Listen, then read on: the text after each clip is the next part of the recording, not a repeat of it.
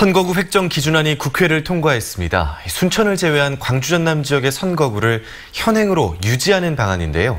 한편 여야 공천에선 예상을 깬 이변이 이어졌습니다. 킹핀 정책 리서치 오승용 대표와 좀 더 자세한 내용 살펴보겠습니다. 안녕하십니까? 네, 안녕하십니까? 여야 재심의 요구 이후에 순천 빼고 이전 총선안 그대로 가게 됐습니다. 광주 전남 이번 안에 대해서 어떻게 평가하십니까? 우선 정치 논리로 선거구 획정이 다시 한번 왜곡된 사례라고 할 수 있을 것 같은데요. 원안은 4개 지역 분구, 4개 지역 통합이 원안이었습니다. 우리 지역의 경우 순천시가 분구되고 5개 지역 선거구를 4개로 통합한다라는 안이었는데요. 선거구 최소 조정의 원칙과 농촌 선거구 과다 통합이라는 치명적인 문제점이 발생해서 결국 정치권 반발을 불러일으켰고 여야 3당 원내대표 합의에 의해서 현행대로 선거구를 운영하는 것으로 결정이 됐습니다. 순천 분구가 무산됐는데요.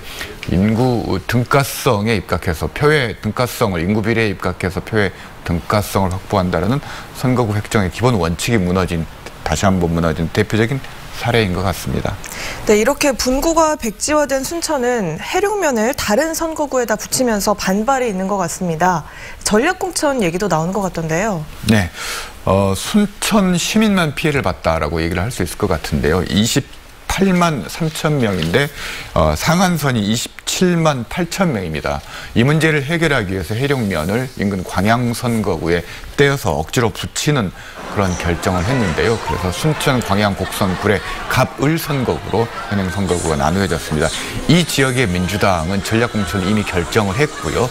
법무연수원 교수인 소병철 교수를 공천을 했습니다. 당연히 기존 예비 후보들이 반발하고 있고요. 일부 예비 후보들은 탈당해서 무소속 출마가 예상됩니다. 여수 갑의 무소속 후보와 무소속 연대 성사 가능성까지 지금 비춰지고 있습니다. 네, 그리고 민주당은 광주 공천을 마무리했습니다. 여론조사 결과와는 다른 이변이 속출했는데요. 어떻게 보셨습니까? 우선 여론조사 샘플링에 다소 좀 문제가 있었던 것 같고요. 실제 결과와 여론조사 격차가 좀 심했던 것 같습니다.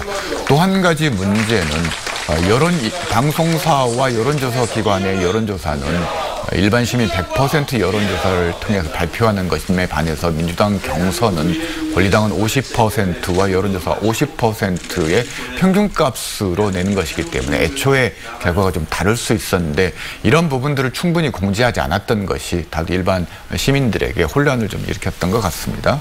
네, 특히 광산을과 동남갑을 살펴보면요.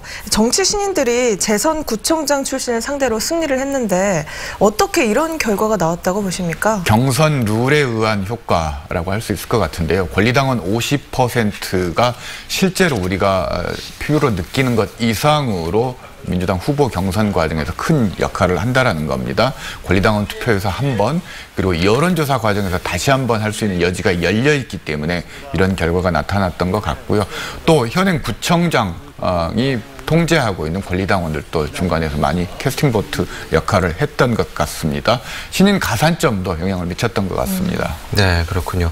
미래통합당 공천은 대규모 물갈이였다라는 이야기가 나왔던데요. 어떻게 보셨습니까? 말씀하셨듯이 물갈이에 올인한 공천이다라고 얘기를 할 수 있을 것 같습니다. 당내에서는 친황보다는 경쟁력에 더 주안점을 두고 있다. 그래서 홍준표, 김태호 전 경남지사 이런 분들이 공천에서 컷오프되는 사태가 있었는데요.